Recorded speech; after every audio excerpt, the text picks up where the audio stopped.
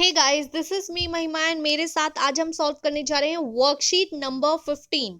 ये worksheet 10th of अगस्त 2021 के लिए है। आज हम क्लास 10 सोशल साइंस की वर्कशीट सॉल्व करने जा रहे हैं जिसका टॉपिक है रिसोर्सेस एंड इट्स क्लासिफिकेशन। बहुत ही इंटरेस्टिंग, बहुत ही मजेदार टॉपिक है। चलिए शुरू करते हैं आज के टॉपिक को, रिसोर्सेस एंड इट्स क्लासिफिकेशन। ठीक है, रिसोर्सेस को हिंदी में बोलते हैं संसाधन एंड क्लासिफिकेशन को बोलते हैं वर्गीकरण। यानी resources and it's classification means हो गया आपका संसाधन और उसका वर्गीकरण। ठीक है, तो चलिए देखते हैं, आज पढ़ लेते हैं रिसोर्सेज यानी संसाधनों के बारे में। Everything available in our environment, हमारे एनवायरमेंट में सब कुछ अवेलेबल है। Which can be use to satisfy our needs provide it is technologically accessible, economically feasible and culturally acceptable can be termed as resource। ठीक है, तो यहाँ पे बोला गया हमारे वातावरण में वो सब कुछ उपलब्ध है जो प्रोवाइड मीन्स होता है उपलब्ध, वो सब चीजें उपलब्ध हैं जो हमारी आवश्यकता की हैं और जिसको हम बोल सकते हैं कि इकोनॉमिकली फिजिबल भी हैं, जो एक्सेप्टेबल भी हैं और जो हमारे लिए एक्सेसिबल भी हैं। ठीक है, तो वो सारी चीजें प्रकृति ने हमें प्रदान की हैं और जो प्रकृति ने हमें प्रदान किया है उन्हीं संसाधनों को प्रयोग करके हम कुछ नया भी इन्वेंट कर लेते हैं अपनी सुविधा के अनुसार। ठीक है, आगे देखते हैं। Do you know that resources are free gift of nature is as is assume by many. यानी कि बहुत सारे लोग ये मानते हैं कि संसाधन जो है वो प्रकृति की देन है। ये सच है कि संसाधन प्रकृति की देन है, पर पूरी तरीके से नहीं, यानी कि पूरा सच नहीं है। दे आर नॉट, यहाँ पे बोला गया ऐसा नहीं है।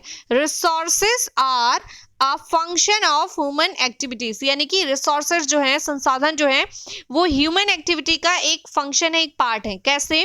जैसे प्रकृति ने हमें कुछ संसाधन दिए हैं। ठीक है, प्रकृति ने हमें कुछ संसाधन दिए, जैसे प्रकृति ने हमें जल दिया, पानी दिया। संसाधन, प्राकृतिक संसाधन क्या होते हैं? हवा, पानी, धरती। ठीक है, तो ये सारी वातावरण जो ये दिया है प्रकृति ने, ये सारी चीजें प्रकृति ने हमें दी। पर प्रकृति ने जो भी संसाधन हमें दिए हैं उनका प्रयोग करके हम कुछ नए संसाधन भी बनाते हैं। ठीक है, मानव निर्मित संसाधन हम बनाते हैं, पर हम वो किससे बनाते हैं? प्रकृति के दिए हुए संसाधनों से। इसीलिए मानव को भी संसाधन, ह्यूमन रिसोर्स कहा जाता है ना। मानव खुद भी संसाधन है। क्यों? क्योंकि हम क्या करते हैं, प्राकृतिक संसाधनों को यानी नेचुरल रिसोर्सेस को मैन मेड रिसोर्सेस यानी कि मानव निर्मित संसाधनों में परिवर्तित करते हैं, बदलने का काम करते हैं। ठीक है, अपनी सुविधा के अनुसार, अपनी आवश्यकता के अनुसार, जैसी हमें जरूरत होती है। चलिए आगे देख लेते हैं। Human beings themselves are essential components of resources. ठीक है, तो यहाँ पे आपको ये बोल भी दी गई है कि जो मानव है खुद भी क्या है, इस रिसोर्सेस के लिए, संसाधन के लिए आवश्यक है, जरूरी है। They transform material available in our environment into a resources and use them. जो भी इस वातावरण में संसाधन उपलब्ध है उनको उनमें बदलाव करके अपने सुविधा के अनुसार हम मानव क्या करते हैं, उसको नए संसाधनों में परिवर्तित कर देते हैं।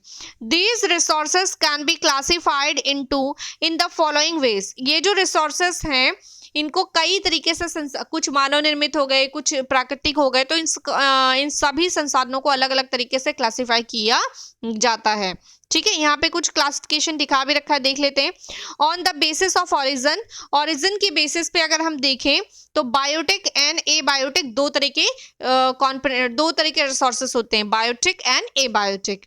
On the basis of exhaustibility, अगर एक्सहॉस्बिलिटी के अकॉर्डिंग देखेंगे, ठीक है, तो renewable and non renewable use के हिसाब से देखेंगे किस तरीके से क्षरण होता है। क्षरण मतलब खत्म होना, किस तरीके से रिसोर्सेज खत्म होते हैं, तो उसके अकॉर्डिंग दो पार्ट्स में से डिवाइड किया जाता है, रिन्यूएबल एंड नॉन रिन्यूएबल।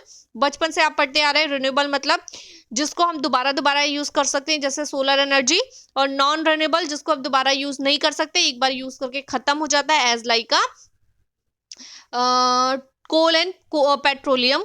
ठीक है, पेट्रोलियम प्रोडक्ट्स या कोल जो भी है, ये सारी चीजें।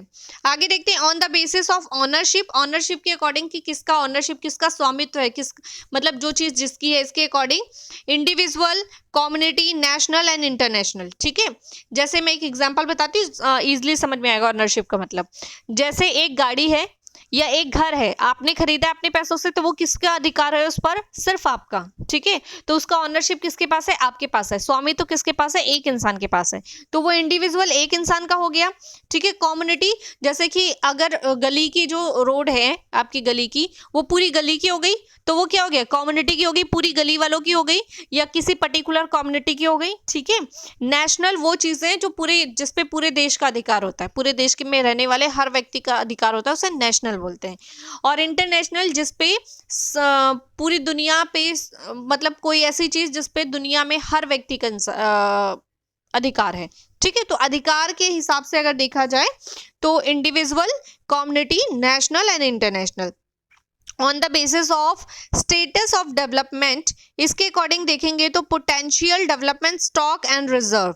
इसके अकॉर्डिंग अगर हम डेवलपमेंट के अकॉर्डिंग, यानी कि डेवलपमेंट के अकॉर्डिंग अगर हम देखें कि रिसोर्सेज के कितने पार्ट्स होते हैं, तो potential development, stock and reserve. ठीक है, पोटेंशियल डेवलपमेंट स्टॉक मतलब जो हम अपने प्रयोग के अलावा सेव करके रखते हैं, और रिजर्व्स वो होते हैं जो फ्यूचर के लिए हम सेव करके रखते हैं। ठीक है, तो आगे देखते हैं, रिसोर्सेज का क्लासिफिकेशन यहाँ एक बार फिर से दिखा रखा है शॉर्ट में। ये टेबल अगर आप लर्न कर लेते हैं तो आपके लिए बहुत यूजफुल होगी, क्योंकि एग्जाम में इस टेबल से आपका वन वर्ड एक या दो क्वेश्चन बहुत इजीली आएंगे। ठीक है, वन वर्ड क्वेश्चंस आएंगे इस टेबल से, तो इसलिए इसको याद कर लीजिए, 2-3 बार बना के चेक करेंगे तो याद हो जाएगा। रिसोर्सेज दो तरह के होते हैं, नेचुरल एंड ह्यूमन। ठीक है, नेचुरल एंड ह्यूमन, ह्यूमन को मैनमेड रिसोर्सेस भी बोलते हैं। ह्यूमन जो होते हैं इसे 2 पार्ट्स में डिवाइड किया जाता है, स्ट्रक्चर्स एंड इंस्टीट्यूशंस, और सेकेंड होता है क्वांटिटी एंड क्वालिटी। ठीक है, structure and institutions, quantity and quality, 2 parts में डिवाइड करते हैं ह्यूमन रिसोर्सेज को। नेचुरल रिसोर्सेज को 2 पार्ट्स में डिवाइड करते हैं, renewable resources and non renewable resources. Renewable resources and non renewable resources, renewable resources वो होती हैं जिसको हम बार बार यूज कर सकते हैं, और नॉन रिन्यूएबल वो होती हैं जिसको एक बार यूज करके वो खत्म हो जाती हैं। अब देखिए, नॉन रिन्यूएबल के 2 पार्ट्स होते हैं, एक बार यूज करके खत्म होने वाले में से एक होता है रिसाइकल और दूसरा होता है नॉन रिसाइकल। ठीक है, रिसाइकल वो होते हैं जिसको एक बार यूज करके वो खत्म तो हो जाते हैं, लेकिन हम उसको दोबारा से बना सकते हैं। ठीक है, और दूसरे होते हैं नॉन रिन्यूएबल, जो एक बार यूज करके बिल्कुल ही खत्म हो जाते हैं, हम उसको दोबारा नहीं बना सकते।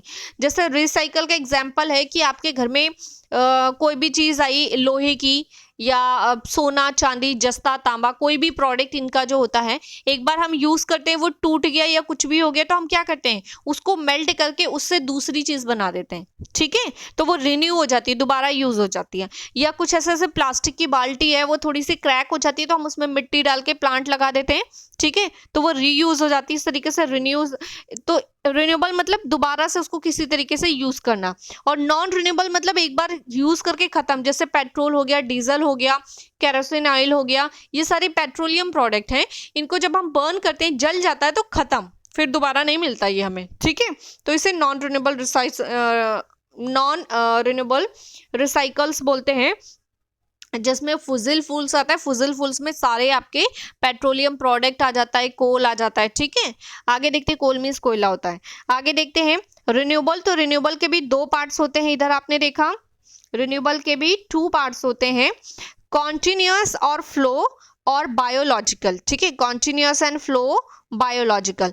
कॉन्टिन्यूअस और फ्लो वो होते हैं जो लगातार बहते रहते हैं या चलते रहते हैं, जैसे कि हवा या पानी लगातार बहते रहते हैं। ठीक है, और बायोलॉजिकल वो होते हैं जो लगातार नहीं मूव करते। उसके बाद है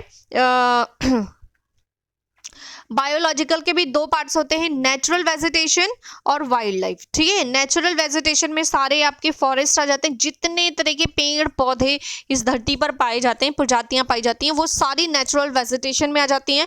और वाइल्ड लाइफ में वो सभी जीव जंतु आ जाते हैं जो इस धरती पे पाए जाते हैं। जीव जंतु में सारे जीव जंतु आ जाते हैं। अब इसमें क्या होता है कि वाइल्ड लाइफ में भी आगे दो एग्जाम्पल्स दो हो जाते हैं, एक में हमारे ह्यूमंस आ जाते हैं, दूसरे में हमारे सारे एनिमल्स आ जाते हैं। ठीक है, तो ये है हमारे रिसोर्सेस। अब आई होप आप आज की वर्कशीट को समझ गए, बहुत ही ईजी थी। चलिए इस पर बेस्ड क्वेश्चंस देख लेते हैं। आज की क्वेश्चंस हैं, Question number 1, name any two natural resources. Question number 2, what according to you is the most valuable resources and why? Question number 3, give example of any two renewable resources. And question number 4, why is wildlife considered as resource? ठीक है, तो ये हैं आपके questions. चलिए शुरू करते हैं सभी क्वेश्चंस के आंसर्स। तो चलिए शुरू करते हैं क्वेश्चन आंसर्स। आज का फर्स्ट क्वेश्चन है, name any two natural resources के दो एग्जांपल बताने हैं, तो लैंड एंड एयर। ठीक है, आप इसके सिवा वाटर भी लिख सकते हो, आपकी चॉइस है। नेक्स्ट है question number 2, what according to you is the most valuable resource and why? According to us, the most valuable resources is land because human and many other creatures live on the land and many other resources are also connected to the land. Question number 3, give example of any two renewable resources. Answer is solar energy and wind energy. दो example देने renewable के, तो solar energy and wind energy. Question number 4, why is wildlife considered as resource? Answer is wildlife considered और sorry यहाँ पर एज आएगा। ठीक है, तो इसको आप करेक्ट कर लेना, यहाँ पर एज आएगा। तो wild life considered as resource because different types of organisms and natural activities are based on wild life. Wild life also use as a resource for human beings. Wild life is the part of food chain. ठीक है, तो हम wild life को resource क्यों मानते हैं, ये उसका आंसर है। आई होप आपको समझ में आया होगा। अगर आपको क्वेश्चन आंसर समझ में आए हैं, वीडियो पसंद आई है, तो वीडियो को लाइक शेयर एंड चैनल को सब्सक्राइब करना बिल्कुल ना भूलें।